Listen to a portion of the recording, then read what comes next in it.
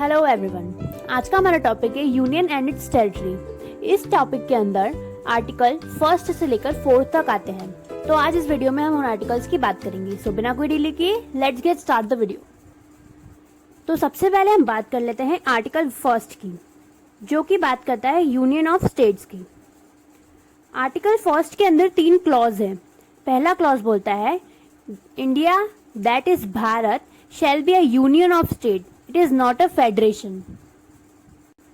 जिसका मतलब है कि भारत में जो भी स्टेट्स हैं वो भारत से अलग नहीं हो सकते हैं। यूनियन का मतलब ये होता है, एक होता है यूनियन, एक होता है फेडरेशन। दोनों में आपको डिफरेंस समझा देती हूँ। यूनियन में कोई भी स्टेट अपनी मर्जी से शामिल हो जाता है। जैसे भारत में किसी स्टेट को शामिल होना है तो वो अपनी मर्जी से हो सकता है, बट फेडरेशन में उसको समझौते के साथ शामिल होना पड़ता है। यूनियन में अगर कोई स्टेट जो शामिल हो चुका है एक बार, वो अलग नहीं हो सकता, पर फेडरेशन में वो समझौता तोड़कर अलग हो सकता है।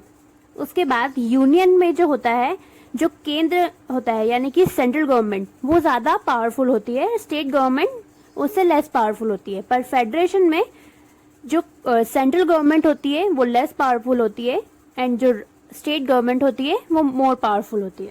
इसके बाद बात करते हैं क्लॉज 2 की, जो कि बोलता है state and the territory thereof shall be specified in the first schedule. जिसका मतलब है कि जो स्टेट्स और टेरिटरी है इंडिया की, वो शेड्यूल फर्स्ट में स्पेसिफाइड है।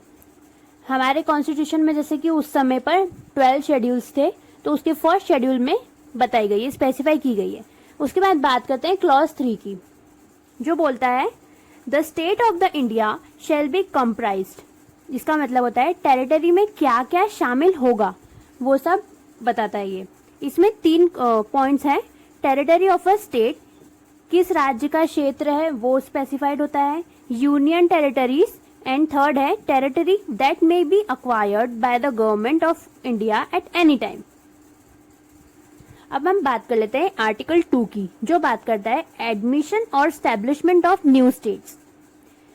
इनमें ये 3 वर्ड्स हैं मेन जो आपको समझने के हैं। सबसे पहले हम बात कर लेते हैं कि न्यू स्टेट्स क्या होती है। न्यू स्टेट्स का मतलब होता है जो स्टेट्स इंडिया के नहीं है, इंडिया के बाहर की है, लाइक भूटान, पाकिस्तान, नेपाल, जो कि इंडिया के आसपास है, इंडिया की नहीं है, इंडिया के बाहर की है। इन्हें अगर इंडिया में शामिल किया जाएगा तो आर्टिकल 2 के थ्रू शामिल किया जाएगा। ये होता है न्यू स्टेट्स का मतलब। उसके बाद हम बात कर लेते हैं एस्टेब्लिशमेंट का मतलब। फॉर एग्जाम्पल, इसको अपन एग्जाम्पल से समझते हैं। पाकिस्तान एंड इंडिया को मतलब की लड़ाई हो जाती है, वहां का कोई भी पार्ट इंडिया कैप्चर कर लेता है और उसको इंडियन टेरिटरी बना लेता है, तो उसे एस्टेब्लिशमेंट बोलेंगे। एंड वहीं अगर हम एडमिशन की बात करें तो जो टेरिटरी ऑलरेडी बनी हुई है, जो इंडिया में शामिल होना चाहती है, उसे एडमिशन बोलते हैं। एंड इन सब को करने की पावर किसके पास होती है? पार्लियामेंट के पास होती है।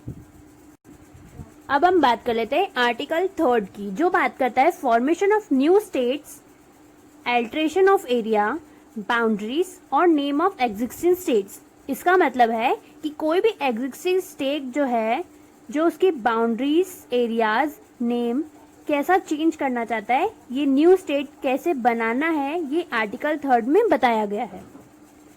इन सबको करने की पावर पार्लियामेंट के पास होती है। पार्लियामेंट चाहे तो एरिया बढ़ा सकता है स्टेट का, बाउंड्रीज बढ़ा सकता है, नेम चेंज कर सकता है, कोई सा भी स्टेट को सेपरेट कर सकता है, ज्वाइन कर सकता है। इसके लिए उसको बिल देना होता है और प्रेसिडेंट की परमिशन चाहिए होती है। स्टेट्स की बाउंड्रीज को बढ़ाने के लिए, जो स्पेशली स्टेट्स की बाउंड्री अगर बढ़ाना चाहता है पार्लियामेंट, तो उसको बढ़ाने के लिए पार्लियामेंट तभी बिल इंट्रोड्यूस कर सकता है जब इसके लिए प्रेसिडेंट का रिकमेंडेशन, प्राइम मिनिस्टर का रिकमेंडेशन होगा। अब हम बात कर लेते हैं आर्टिकल 4 की। इसके अंदर ये आता है कि it's declared that laws made for admission और establishment of new states under article 2। इसका मतलब है कि आर्टिकल 4 में ये डिक्लेयर किया गया है कि आर्टिकल 2 एंड 3 के अंतर्गत जो कुछ भी चेंजेस किए जाएंगे उन्हें संविधान के आर्टिकल 368 के तहत अमेंडमेंट नहीं माना जाएगा। उसका मतलब कि ऐसा कानून एक simple majority and ordinary legislative process के थ्रू पास किया जा सकता है। इसके लिए कुछ स्पेशल करने की जरूरत नहीं पड़ती है। ये था हमारा आज का टॉपिक। अगर आपको मेरा वीडियो पसंद आया हो तो please like my video and subscribe my channel. Thank you.